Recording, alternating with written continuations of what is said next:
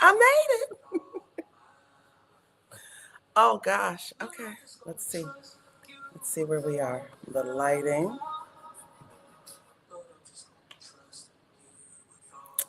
Ooh, I hope I'm live in the spaces that I want to be live. I'm trying something new. Good evening. Oh gosh, I can't believe I'm actually on here. It's been a minute. I'm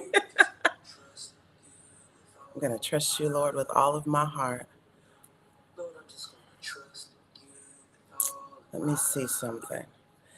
While I'm waiting for people to jump on, as I'm rebuilding this thing, let's see. I want to make sure people are on.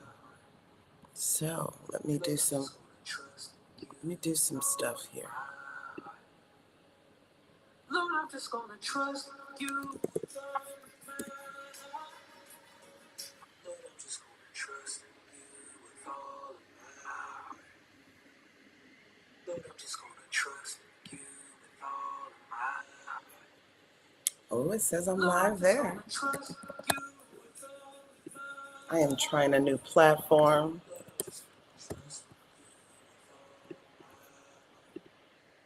Oh, I see myself there. Okay, I'm on. Good evening, good evening, good evening. Okay, I don't see myself on TFGF's page on Facebook. So let's see. Lord, I'm just gonna trust you with all my heart.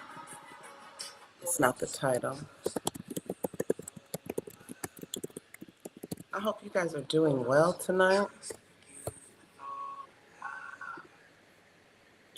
Lord, I'm just gonna trust you with all my heart.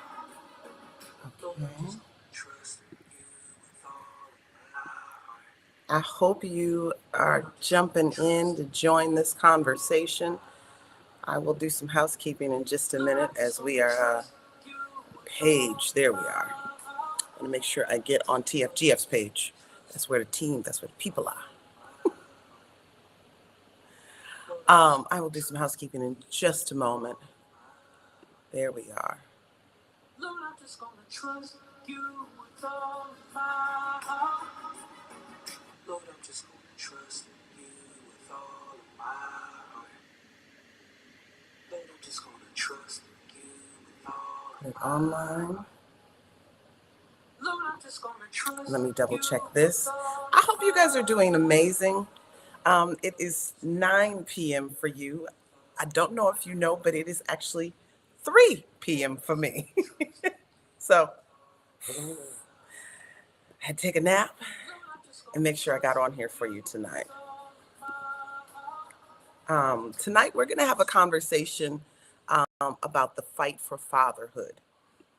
I have been just thinking about this for a little while. I saw a few things while I have been on hiatus, and something that really brought me back was this conversation I'm about to have. And I do series. I don't just do one conversation about something. I do it in series. And tonight we're gonna start this series off, the series of a fight or the fight for fatherhood off, speaking about a specific aspect of fatherhood. I don't know if many of you know. There it is. There she is. Okay. I just want to make sure I'm up on all of the platforms that I am typically up on. And there we are. So tonight we're going to have a conversation.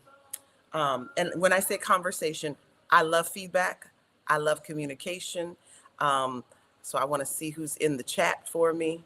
I am using um, Rio Stream for the first time. Oh, that's different. I ain't ready for that. Um,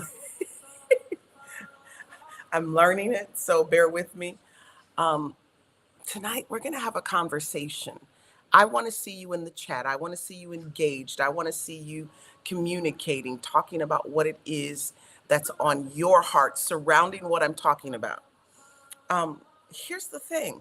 Healing Tuesday is it's the place where I like to come and discuss the topics that are bothering or fatherless adults are dealing with in order to help you connect the dots to your pain. It's part of my assignment. I have a podcast where that is all I do with pop culture. I've got daddy issues. We'll go there. We'll do that, as they say, that shameless plug. I know. Love my mural behind me. See, you can kind of see the whole thing. Yeah, stunning. Um, someone actually said to me, if the eyes were open, I'd be kind of weirded out, but it's really pretty. So I was like, so as we go into the fight for fatherhood, I am specifically going to use a story in a conversation um, that I saw a couple of months back. I actually posted about it. And as I posted about it and read this conversation, people actually were chiming, like sending it to me on social media. They were sending it to me, sending it to me. And I was just like, okay, okay, okay, I got it, I got it. I'm always amazed at how individuals send me conversations or situations that are surrounding fatherlessness. And what I had to say to most of the people who sent me this story, what I had to say to them was, he's not an enigma. He is the norm. I don't know if that bothered people. I don't know if that made them feel some kind of way. I got to figure this out, you guys, so bear with me. I don't know if this pink and green situation is going to give the wrong thoughts. I don't know, like when I said that, I don't know if that bothered people or if that made them feel like, oh, she's not hearing us. She's not, no, I'm hearing you. Um, but what I'm not doing, okay, there we go. What I'm not going to do is, there we go. What I'm not going to do is I'm not going to make you think that there aren't other dads out there fighting like this and other dads who haven't experienced this. I'm actually talking about the Kel Mitchell situation. Kel Mitchell is the gentleman from Keenan and Kel. He's the gentleman from Good Burger.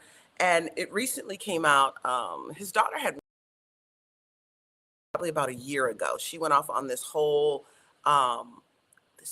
conversation that her father wasn't in her life. And I want to read some of what she said because I do believe that is imperative to the conversation. Many fathers are fighting this fight, you guys. Many. And until we come to grips with that part of it, we won't be able to fix this. And many of you won't be able to heal your fatherless journey until you come to the conclusion and come into the truth and the knowledge that maybe your father was absent, but were there other extenuating circumstances that caused that? Now, this is not a blame game. This is a conversation that is intentionally to draw you to the truth. One of my dear friends who I recently helped determine who her father was, she simply said to me the other day, I'm not trying to blame either one of my parents. I just want them to take accountability for the part they both played in my fatherless journey. That is a powerful thing to say. That is a powerful thing to say. And as she said it, I had to pause because I've said things like this before, but too often mothers feel like I'm trying to blame them or, oh, you trying to, no, I'm trying to make sure that you are being held accountable at the same standard and the same level that we're holding fathers accountable, because not all mothers are as innocent as they portray to be. And I'm not saying that it's intentional all the time. Sometimes y'all are straight intentional. Sometimes y'all, whew, and other times it's a part of your compounded trauma. It's a part of your stuff that you have going on. Um, yeah. So let me read some of what his daughter put out here. She blasted him for being an absent father, like blasted him on TikTok. She's 21 years old. And she said, I guess 10 years without your children, um, could do this to you. And then I was like, what? Like, what does that mean? And so she then says, I'm done being silenced. My father is the type of man to fake as some of these. She messed up some words, so let me get myself together to read this right as what it's supposed. Because it says fake as of he's, and it's if as if he's in my life, but he's not. He was there financially. What I mean by that is he only paid for what, in my eyes, looked good on paper. He helped pay for my first car, my high school tuition, and my housing on campus until I cut him off for exactly this. I now live completely independently without any parental help. And I did this to prove to my father that his money was never what I needed. And growing up the way that I did, I had to, I'm sorry, boggles me that that even that's what she meant, that he'd even think that's what I care about. But then I have to remember he doesn't even know me. How could he? He wasn't there. A father should always be there emotionally. A father should be there for their daughters in need. A father should provide. A father should just simply care. I was at one point homeless in college, and my father not once reached out. Okay. So let's take this in bite size. When she says that her father was not there, he didn't care, he was only there when it came to the money part, I don't think this young lady was aware that her father was paying child support to the mother on top of giving the money that he was giving to her. That's an interesting thing, right? I'm hoping my chats are open because I can't tell. Let me see. Okay, we'll work on that. Like I said, I need y'all to engage. I don't know who's on. I know you can watch in secret. Some of y'all like, I know how this works because I see the analytics afterwards. So, but I do like engagement. I do like you to be here. This is Healing Tuesday, so it's an opportunity for you to chime in. And I know I'm building the story at this point. But she had an understanding that he was absent, that he only paid for certain aspects. He was there financially, but not emotionally. And then you begin to, I think it took him a year or so to even respond to her. That's the thing I notice about dads as I'm getting into this conversation, the fight for fatherhood, and I am going to list 4 areas where fathers are fighting. When you get into this conversation, you realize that so often dads just, because they don't want the conflict, they don't want they don't want the inappropriate conversation with the children about who their mother really is. So they avoid that part of it altogether. They avoid it. And so they just kind of take a step back in order to let mom, in a sense, live her best life with the children. So what we later learn as Kel Mitchell responds that he had been fighting for his children since the divorce. Since the divorce. She says her father hadn't been in her life since she was 5 years old. There's this place where I'll read it, where you find out that he does reunite with his children, but there is still some struggles. So he puts out some paperwork, and the courts, and of course, once you start doing this and having this conversation, different sites start investigating. And they found the paperwork where Kel was constantly going to court, constantly asking the courts to see his children. They were taken to reunification therapy. That is a whole nother conversation in itself. Because I don't know how many of you have been put in a position where you have been asked or court ordered to have reunification therapy. And a lot of times the mothers don't show up with the children. And that's just my experience. Some of you may have a different experience. I don't have that experience. A lot of times the mothers don't show up for the reunification therapy because once a court has to order reunification therapy, you're in high conflict. Like you're in high conflict. And reunification therapy means that your children haven't seen you in quite some time, and this is a way to ease you guys back together. Mothers put things together by saying it's not safe, it's all of these different things. And I'm telling you this so that you don't repeat these habits. Once again, not blame, just making you aware of some of the stuff that's being done. So when they go to reunification therapy, Kel puts out that it was really emotional, that he had not seen his children in 6 years. So at this point, his daughter, um, she's a little older at this point. I don't know how old she is, but she's old enough that she knows that they haven't seen their dad. But this is what I found interesting. It was emotional. This is what Kel says.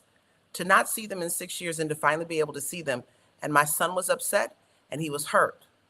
My daughter was also as well. They would look straight out the window and not at me. And they said that we don't want to see you. We have a father. Some of y'all in these replacement daddies. How painful is it in the midst of fighting for your fatherhood? You're going to court, you're paying the attorney, you're paying all of these things in order to see your children. And once you get your children, they've already been put in a situation where they don't care about seeing you.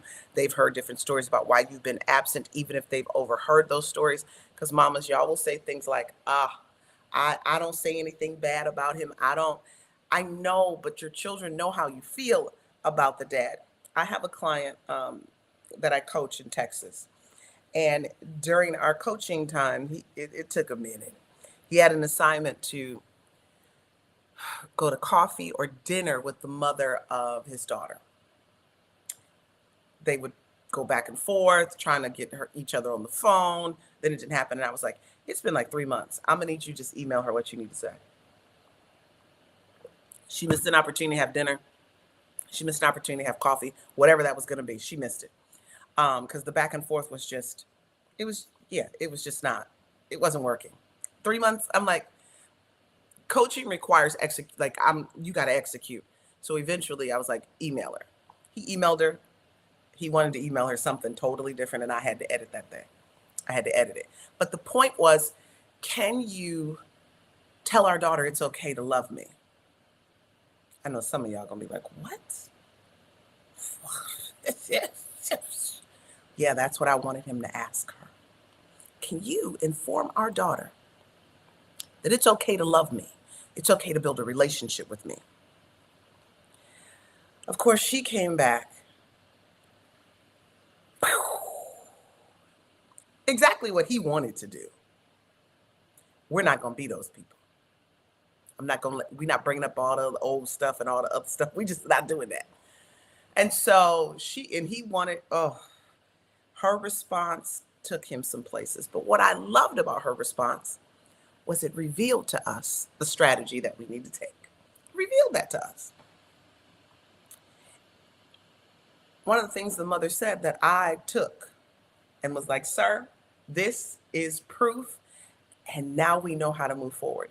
We can guess, we can question, we can assume, we can pontificate. We can do a lot of things, but we had concrete proof of what we were sensing and feeling from the daughter's behavior. The mother was like, she talked about child support. She talked about him not knowing his daughter until child support was in place, like all these things. And it's like, and then she said, our daughter knows exactly how I feel about you.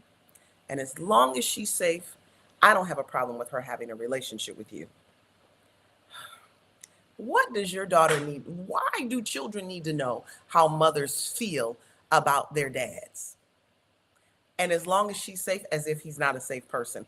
There's no physical abuse involved. There's none of that. And we have to also recognize when men are in their 20s and they trying to get the booty, they are not the same at 30, 40, 50, and 60. And this man is 60. People evolve majority of the time. And this gentleman, he admits that he liked her. He was chasing her down. He admits that. But he's like, what I'm not going to do is not be a good father. Got it. He has the same paperwork as we're talking about with Kel Mitchell. He has been pursuing relationship. He pays child support. He has all of those things in place. I even had a coaching call with one of his daughters from his marriage that they have a dynamic relationship. And a lot of times I tell you guys this a lot. When there is a man who has children that he takes care of and he sees, and you're like, why ain't he seeing me? That's because there's too much conflict between your mother. He's got to go through your mother to get to you, and he'd rather not do all of that because he's done it. He's done it. Like, this man is tired. When I tell you he's tired, he's tired. He's tired of having to fight the mother for the love of his daughter. It's one of the fights, but I got 4 ways that fathers are fighting coming up. 4 ways. But he has to fight through the mother to get to his daughter. And even once he gets to his daughter, he's got to fight what his daughter knows and believes concerning him that's through the mother. So it's still this fight. And so when you guys go, oh, my dad, he had all these children and he raised them over here, but he didn't come see me. That's your mother. Doesn't mean your mother's a bad person. Doesn't mean that your mother is even to blame. He just has to go through her to get to you. And no matter how old you are, he still has to go through your mother to get to you. Because here's one of the things. You carry your mother's heart concerning your father. You got a lot to say when it comes to that, because I don't know if I can see my chats. And I don't know if chats are even, I don't even know. Oh, you guys are sharing the video. Okay, thank you. And so a man has to go through the child, like he's getting to the child, but he still has to deal with the mother's heart that the child is carrying. And it's a wall, and it's oh, I want relationship with my child, but I'm still fighting this wall that the mother has put up and built up within the child. And so when the mother put in that email, our daughter knows exactly how I feel about you. And as long as she's safe, I've never blocked it. This is my faith. I never blocked it. I never stopped. I never wanted her not to have a relationship. But if a child knows how you feel about her father, that you were in relationship when you guys were 20 and now he's 60. Here's one of the things she brought up. And I'm using this for a reason. Because I like to use real life things like the Kel Mitchell situation. Oh, she had a birthday party. You didn't follow through with what you said. You found out about the party. Well, the reason he found out about the party is because she invited everyone but him and his family. His mother, his brother, his cousins, his sisters, his brother. Like she invited everybody but him. Like, how does that work? And so, of course, he finds out about the party. He gets there and she's like, of course, are you going to pay half? And he, of course, was like, yeah, I'll pay half. And then he said he got home and was like, wait, I wasn't even invited. I wasn't asked input. No, I'm not paying for this. And so he never communicated that with her. And so she brings up something. I think the daughter was 9. This daughter's like 23 years old. This daughter works for the U.S. government, like college graduate. What she brought up, birthday party, I think the age was 9. Dad found out about high school graduation because he knew the school that the daughter went to. He looked it up and he ended up being there. And the same for her college. He was never invited. And the daughter would say things like, I knew you would show up. I knew you would show up. Come on, y'all. Going back to the Kel Mitchell situation. This is a celebrity who, a lot of times we think if you have money and you can pay the lawyer and you can do all of these things that you're going to have a better outcome. He didn't. His attorney even says something. It says, while in court in November 2012, Kel's lawyer accused Hampton, that's the mother, of doing what she wants to do without consequences, including missing court dates. The lawyer says, she's not here today. We've been here several times where she doesn't even show up. She comes up with an excuse not to participate in the process. How many of you felt that? You felt like the woman could get away with murder and you were held at a different standard. That's another fight that men have. They're held at a different standard when it comes to court. And when they get to court and you don't show up, see, I can't even see the comments. Chris says, I'm one of those fathers. I'm glad I got on my phone so I can see. You go to court and you can't even see your children because mom doesn't show up with the children. And then people, I hate seeing these memes online, there's no excuse for, why a father wouldn't fight and this and that. Like, come on. Like, there might not be an excuse, but there are tons of reasons. Like, mama don't come to court. You know how much that costs a man when he goes to court with his attorney and you don't show up? It's not like the attorney says, she didn't come, so I'm not charging you for today. Like, that doesn't work like that. But nonetheless, that's what you guys believe. And dads are fighting this crazy fight. Let me start giving these. Fathers are fighting, number one, angry, bitter mothers. Ladies, how long are you gonna be bitter? Like, child, we're talking about a decade, 2 decades. These children have even said, we got another father. We don't need you. We got a father. Whew. You've remarried, you've got a whole new relationship, but yet you're still creating struggle for this person who desires to have a relationship with his children. Like, how does that work exactly? This man had been in a 7-year custody battle,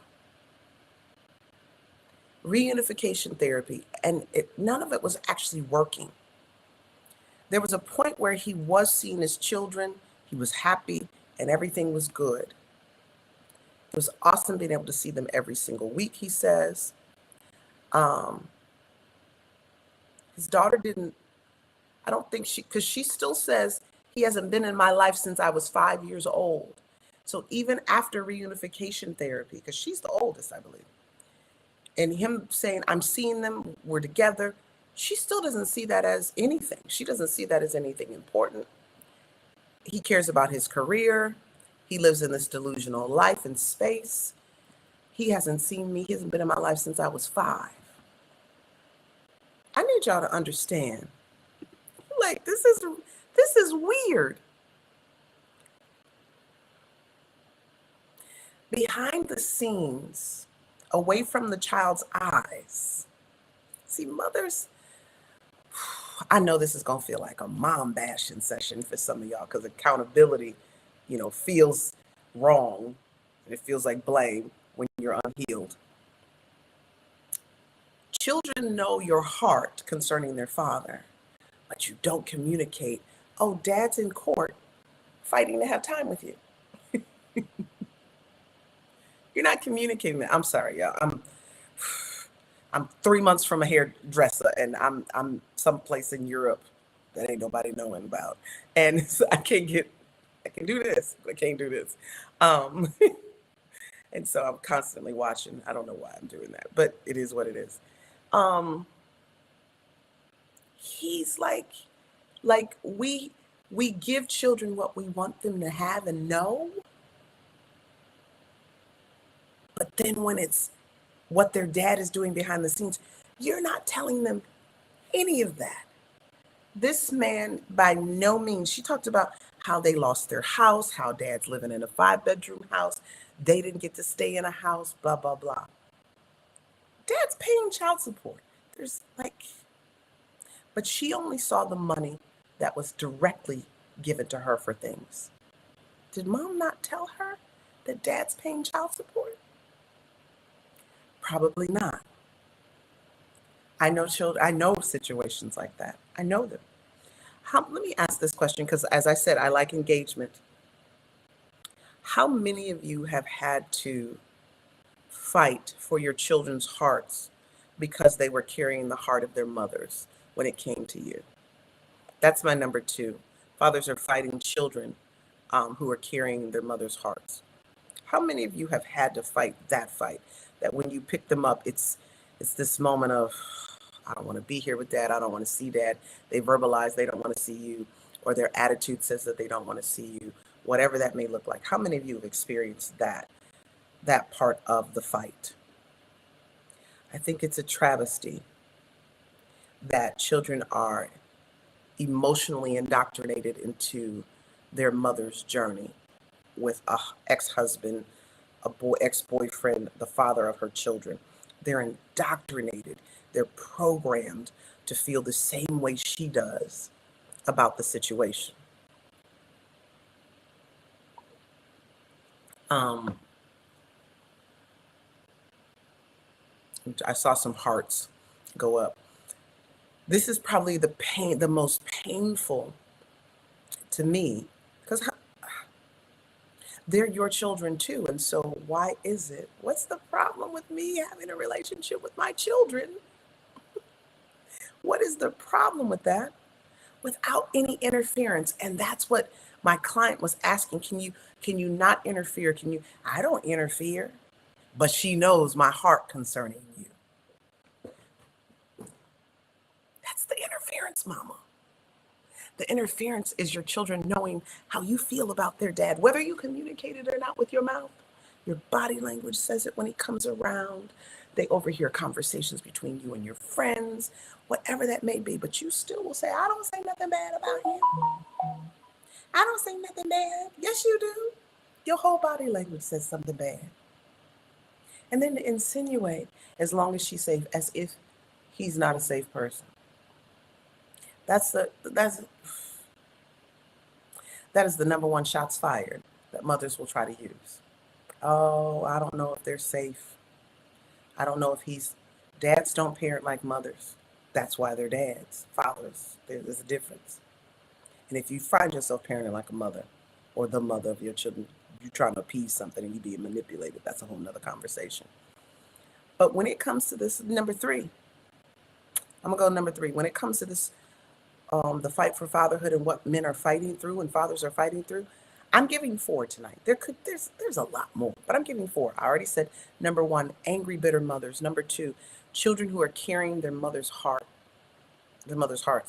Number three, many of you are fighting the pain of your own fatherless journey. Yeah. Because you grew up fatherless, you're fighting with everything you have to be a father. And unfortunately, the person you chose, hey, Darren. Yeah, Darren was trying to get coaching a day early. But Darren, you're not the only one.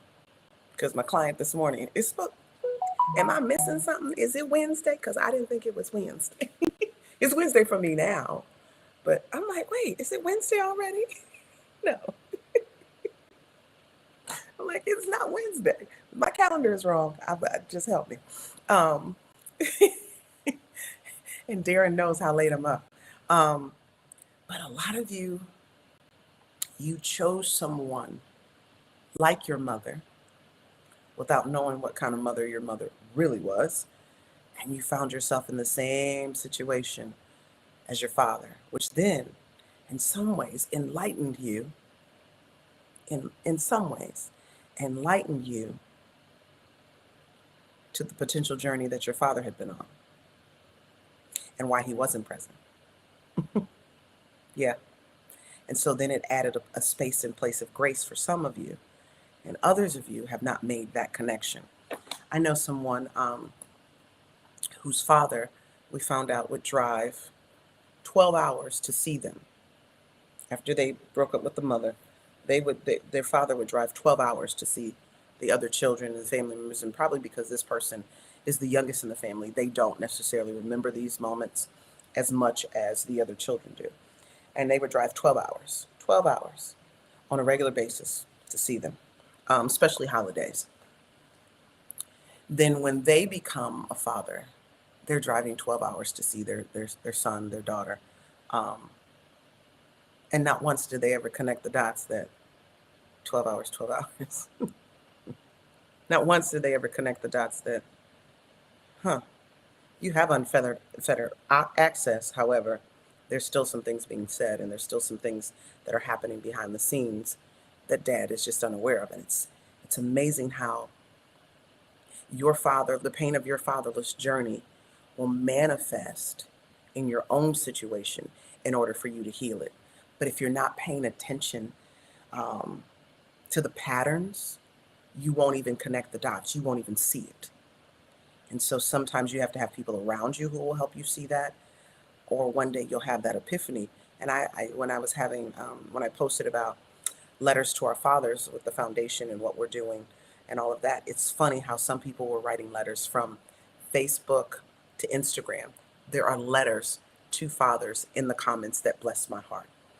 And I saw one in particular where the man was like, after going through this journey, after going through this court process, I get it. And I forgive you. That's where many of you should get to. Because the pain of your fatherless journey has gotten you in many times into this place. And maybe your father was present, but he was emotionally absent. But it still causes pain. It still puts you in a position where you have trauma. It still puts you in a position where you are fatherless. And I know many of you are like, but I had my dad. I know who he is. If you don't have a relationship with this person, it is still a fatherless journey. It is still a fatherless journey. And then number 4, some of you are waiting for this one. Fathers are fighting a court system weaponized against fathers. Now, it sounds like to me that Kel had a good attorney. The judge, because the judge was like, you're going to see your children, you're going to do reunification there. Seems like he had a good judge. But there was only so much they could do. Because if mom doesn't show, there's no laws in place that make mothers show up. Like, I know it says that they can go to jail, but most judges ain't putting women in jail for not showing up for custody, visitation, exchanges. They're just not, or not, for not showing up for court. They're not. A dad misses a court hearing, they done had a whole judgment, default judgment, blah, blah, blah. He might get 2 chances. Mama get 4, 5. I'm telling you, child. I have a case in Baltimore that's been going on for like 2 or 3 years. Mom keeps hiding. She's shielded. Her location is shielded quite often because she had a boyfriend after this dad who was abusive. But this dad is paying the price for that. He actually, this is what's funny, this dad is actually, on paper, the custodial parent, the primary parent. But during a visitation, mom kidnapped one of the girls, and she was pregnant with the other baby while the court hearing was being finalized. And so the baby was never a part of that conversation, and we're trying to get that where dad gets custody of her too. But she kidnapped the daughter and has had her now for 2 or 3 years. The son, she keeps trying to get him, come hang out. I want to see my son on my own, all of that. Hell no, because you're going to take him too. And then here's what the courts have done. Well, the daughter's with her, and so that $20,000 that she owes you in child support, because the daughter has been with her this long, we're going to cancel that out or deduct that out. And we're going to, even though on paper, this child is supposed to be with dad. But mom comes to court and never brings the children. And the courts do nothing about it. And then him getting the custody hearing has been a challenge, but child support hearings just keep happening because they're separate. How they're separate, because these people were married. How they're separate, I do not know. So once again, the 4 areas fathers are fighting: angry, bitter mothers, children who are carrying their mother's hearts, the pain of their own fatherless journey, and a court system weaponized against fathers. I've seen it. I've walked through it with clients.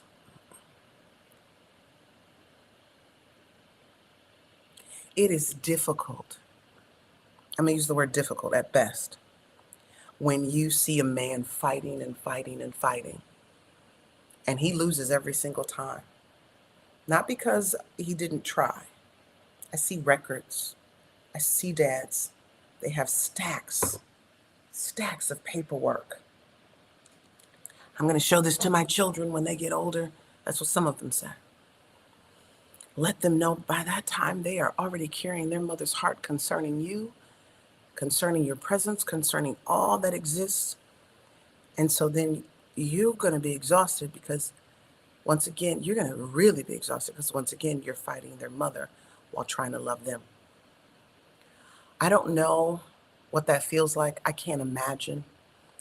I can only borrow someone's shoes to a certain degree, but I can't fully step into your shoes concerning that. Even in my journey as a fatherless child, I didn't have this scenario. We just never talked about my dad. It was just never a conversation until it was a conversation when I was 18 years old. So I didn't have this conversation of who he was, what he wasn't, what he didn't do, how he didn't move, he hurt me. I didn't have that conversation. Never. But I will tell you, especially when a son sees that his mother's hurt by his father, there's a place where he feels that he has to defend and protect her. So he becomes the man in her life. Jesus. That is all of this enmeshment that goes on within these relationships. I don't know how people deal with that. I don't know how people work through that, because because that's what number two is. It's a loyalty bond. It's a child enmeshed in their mother's psychological and emotional well-being and her thought process and how she feels about you. And how do children process that from a myopic child perspective that hasn't been fully developed? And I'm saying you haven't been fully developed because your father wasn't present. And if your father wasn't present, you don't have the developmental skills that are necessary to understand and comprehend something like that. You get the idea where the children say, we have a replacement dad concept. I have a current client for new husband, like I'm a husband. When you are alienating someone while making them pay child support, that is crazy. It's platform. I don't know. Find your stream connection and why we're trying to resolve this. Okay. I don't know which one that is, so I hope those who are on are still on. Oh, it looks like it's my Facebook because I see it pausing. Ooh, see, see, see. That's crazy. Yeah, and I'm trying here. I'm trying to give y'all the best because I was told this was the best streaming. I used StreamYard and they were like, no, you need to, hold on. It's this light. There's a light that's right here that's, um, ah, see, you see it's blurry. Okay, let's see if I'm back on. Okay, I think I'm back on. I think it's moving normal, I think. Mm-mm.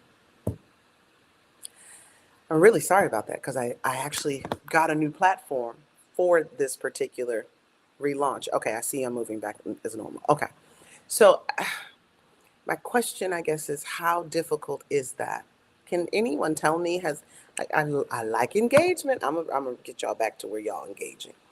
Um, can anyone tell me the journey or the experience? Just in the chat, just how painful it was for you.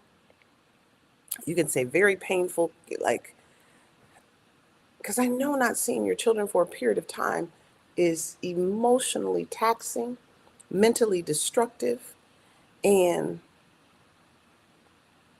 it shifts you, it changes you. I've seen it. Even in some of the things that I've gone through in the last year or whatever, there were some things that really shifted me mentally that I had to deal with. I had to really get a grip. I want to see if anybody,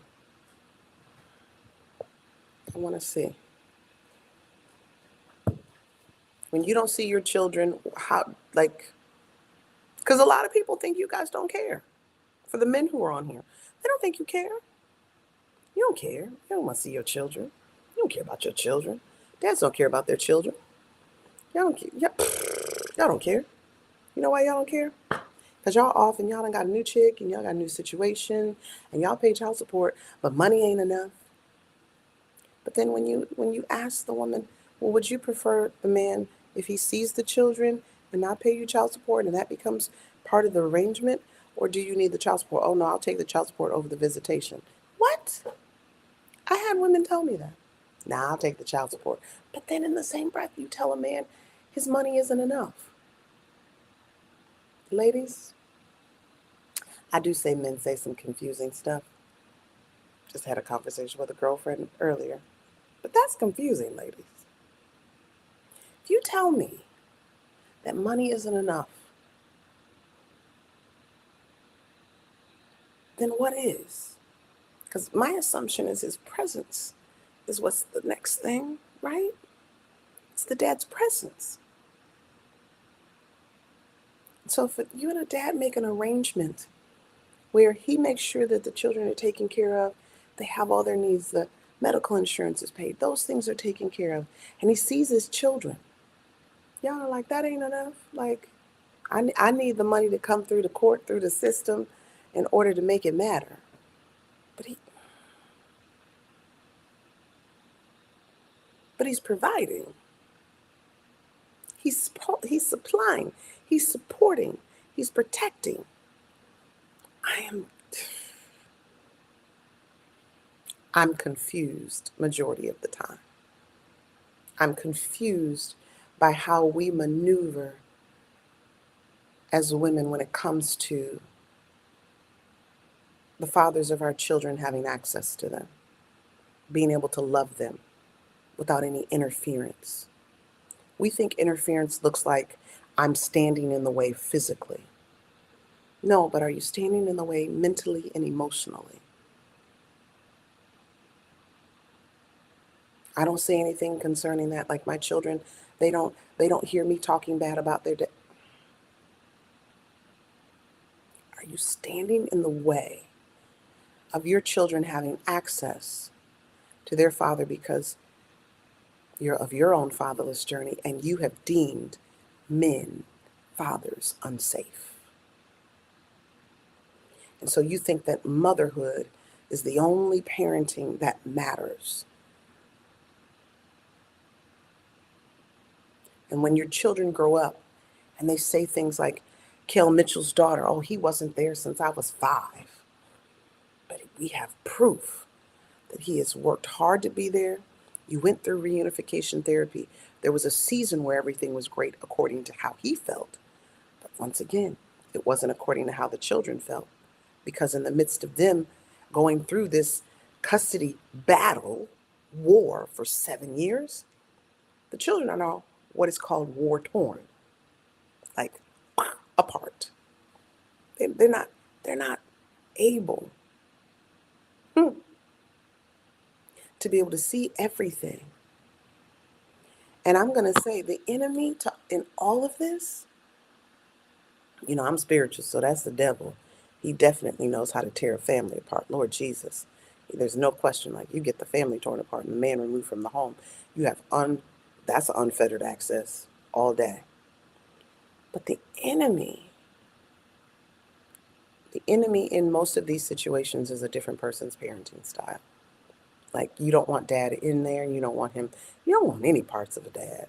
And then when a stepdad comes in, there's only so much he can do because he ain't really the father. I've told you guys this before. Um, I remember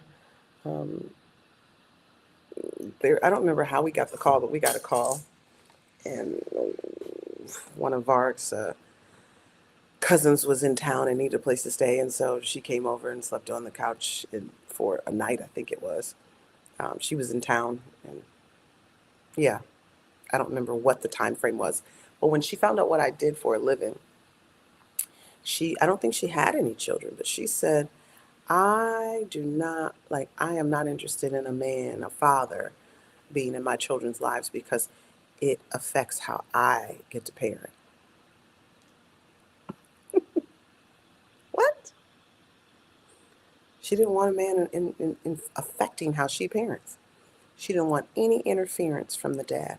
And I think some moms have that perspective, whether they know it or not. I think we've been programmed through the fatherless generations that we've had. We're, we're 50, 60 years into this within the Black community. We have really learned that when a dad's not present, no big deal. But it is a big deal. You see it on the news. You see it outside your window. You see it in your relationships. How this generation has been impacted the most by fatherlessness.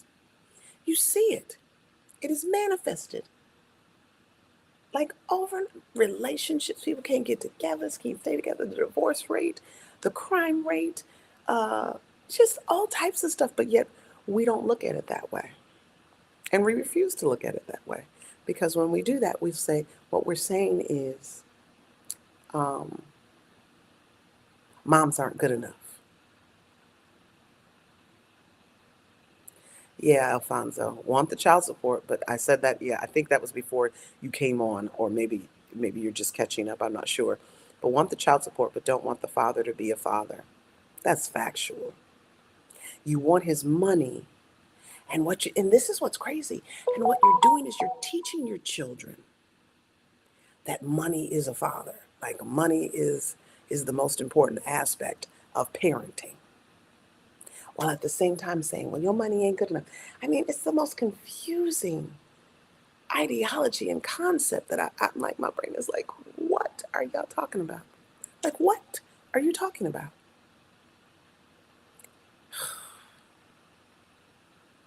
And I would even say, can I add number 5? Fathers, or I'll say 4A, fathers are fighting, and I'm talking about the fight for fatherhood. Fathers are fighting angry, bitter mothers, children who are carrying their mothers' hearts, the pain of their own fatherless journey, a court system weaponized against fathers. But I'll say 4A is child support.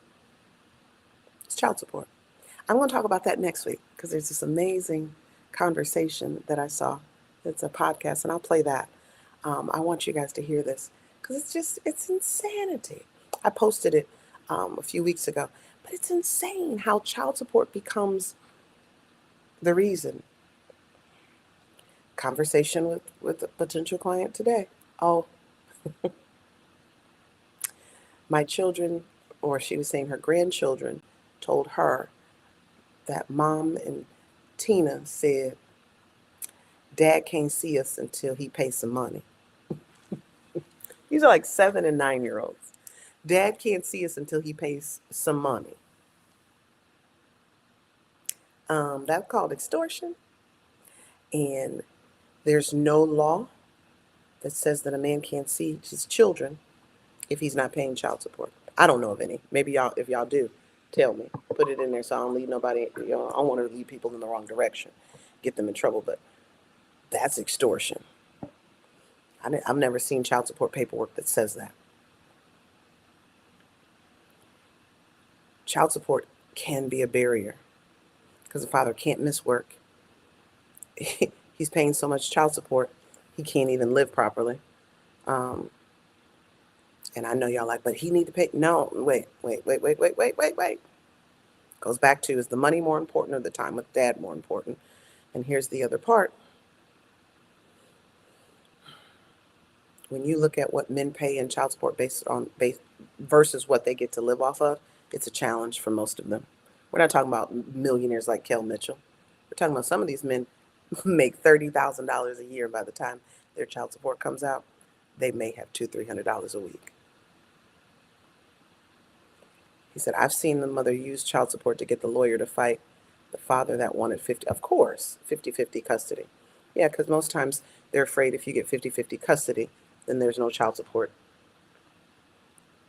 that's going to be administered.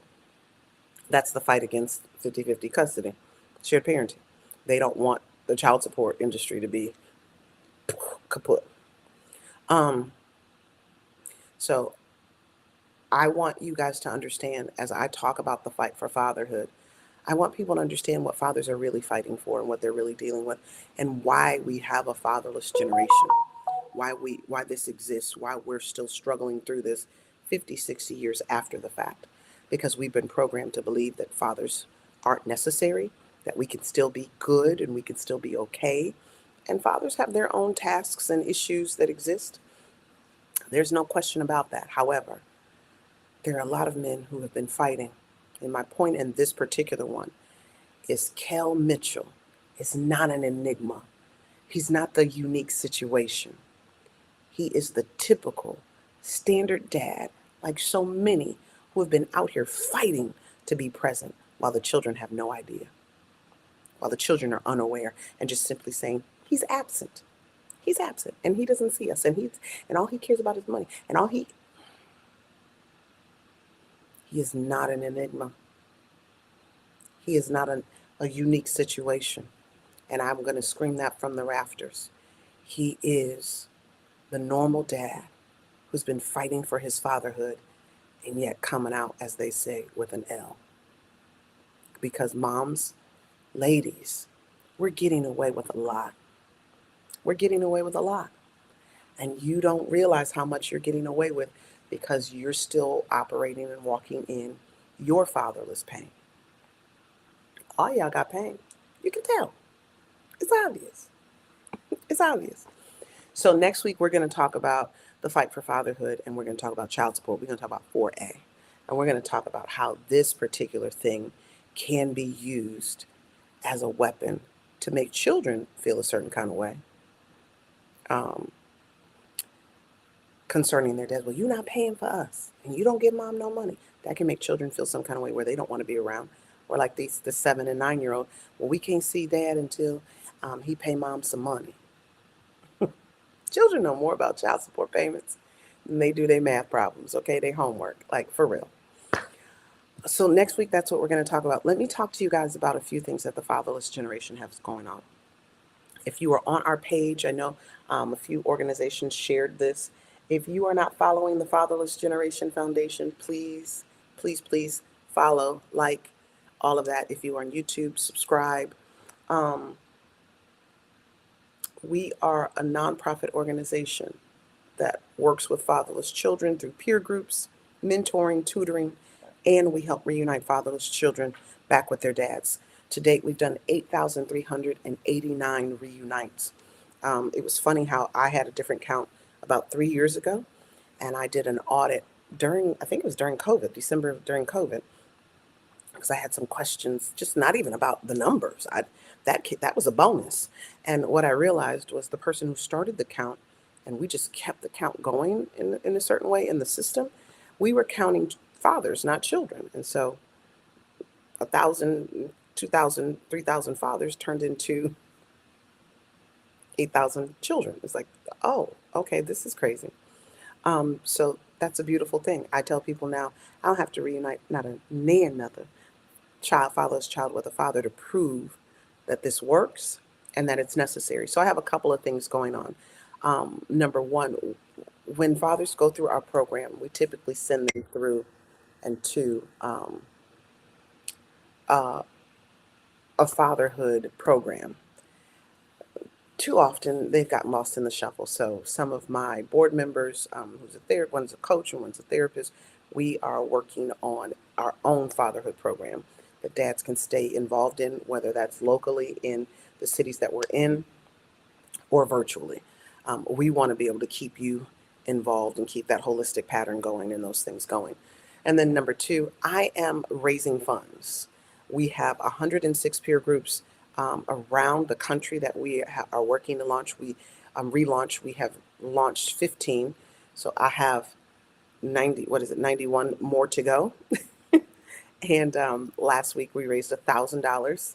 That's a Y'all don't know if that's a history maker for the foundation because I don't typically ask for money, like with the videos and all the stuff that I've been doing.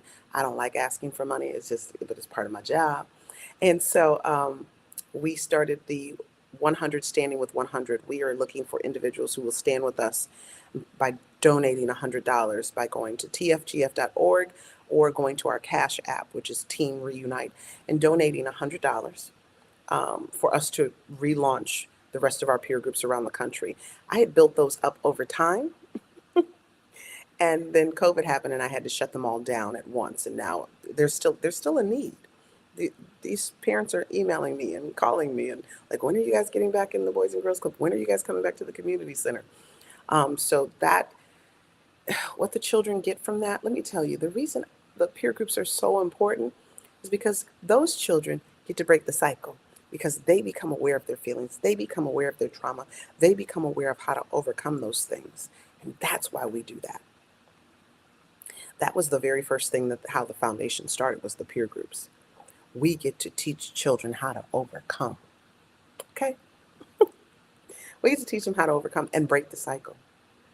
We're already teaching them to connect the dots between 8 and 17. So if you want to be a part of that, please go to our website at tfgf.org, or you can do Cash App, Team Reunite, and make the donation. Stand with us and be one of the 100 to help us relaunch these peer groups in Atlanta. Well, Atlanta's slowly getting back up, but Atlanta, Miami, Fort Lauderdale, St. Louis will relaunch in a couple of weeks. Chicago, we have moving forward. Dallas, Texas, we are working on actually 3 peer groups there. Yeah, these are just some of the cities. Washington, D.C., we have 4 that are in the D.C., Baltimore, Maryland area. Like, we're everywhere. I don't know how I got to be everywhere, but that's probably because that Mini Cooper, we drove. We drove everywhere. So I pray that you guys enjoyed tonight. Next week I won't be in this place. I leave here tomorrow. I have enjoyed Europe thoroughly. I get to work from wherever. I guess that's how that works. I've enjoyed it. I'm ready to go. I'm ready to go so I can get my hair did, because where I'm going, they do this on regular. And I ain't telling where I'm going. I'm just like, you guys will follow me personally on Instagram, not my Facebook. I don't let many people in there, too many hackers. But you get to see where I have been in the next couple of days, where I've been for the last month. And I'm walking by faith. When it comes to the foundation, I'm walking by faith. When it comes to my personal, my life and the journey that I'm on. Oh, and let me say this. Where I'm headed, I'm actually launching the foundation internationally. I will tell you, I'm headed to the continent of Africa. That's where I'm going. And I am very, very close. Some people are like, I think you can see it from where you are. I don't think I can see it, but I get it. Um, yeah, I am headed to Africa to plant the Fatherless Generation Foundation in 2 countries, 3 cities. Come on, somebody. Someone said, are you coming back? I don't know. I'm following God, as I have always done, even from the start in the conception of this organization. I'm following him and I'm trusting him. And so some of my friends are jokingly saying, I don't think you coming back. I don't know. Everything is where it needs to be, and we'll see. We will see. Um, but I am coming back. I miss home. So, and I have peoples and I have love, So, yeah, I will eventually come back, but I won't be back in the States until, gosh, I don't know. But it's because fatherlessness is everywhere, you guys. It's everywhere. And when you have a mission such as this, people call and they ask for help. Okay? So pray for me as I am on this journey. Pray for me as I continue to move forward in doing God's work concerning fatherlessness. And when I come home, I'm going to be on fire, on a whole nother level fire. And I will get back on here next Tuesday. It is now 4:08 my time, and I need to go back to sleep. And so I thank you guys for joining me for my first night back with Healing Tuesdays. And I will start back doing some of the other lives that I used to do, where I'm just talking about fatherless statistics, and then the prayers that I would do on Monday. Just give me time to get that momentum going. But I thank you guys for tuning in. And next week, we're going to talk about the fight for fatherhood and its child support barrier. Okay? I'll talk to you guys later. Bye.